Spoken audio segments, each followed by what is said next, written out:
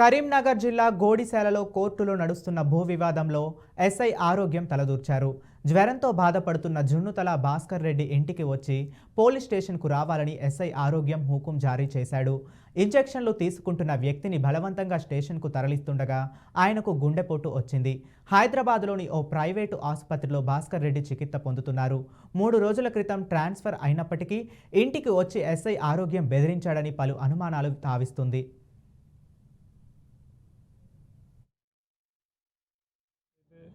కోర్టులో మనకు బెయిల్ ఇచ్చిండ్రు. ఇప్పుడు వచ్చిన ఆరోగ్యం సారు ఈ విద్య అద్దె అనుకుంటే భయభ్రాంతులకు గురి చేసిండ్రు ఒకసారి. తర్వాత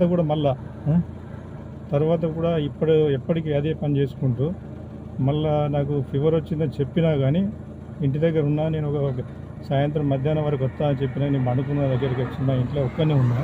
అయినా నేను మన కారు పట్టుకొని వస్తాపా అని చెప్పేసి నేను మళ్ళీ ఒకరిని పిలుచుకొని ఆ జ్వరంతో పోయినా.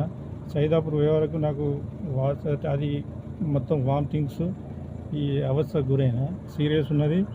ఇది హైదరాబాద్ పోవాలి. హైదరాబాద్ పోతేనే అదే అవుతుందని చెప్పిన వాళ్ళకి హైదరాబాద్ పోతున్నా. ఇక మా ఆరోగ్యం గారు ఇది పరిస్థితి. ఆయన ట్రాన్స్ఫర్ అయినాక కూడా ఈరోజు రిలీవ్ కావాల్సి ఉండే, అయినా నా ఇంటికి వచ్చి ఇట్లా చేసిండు. మరి ఆ తోటి డబ్బులు నేను ఇయ్యనందుక లేకపోతే ఆయన తోటి ఆయన ఇచ్చినందుక ఎట్లయిందో నాకు అది అర్థం కావడం లేదు. ఇక ఏది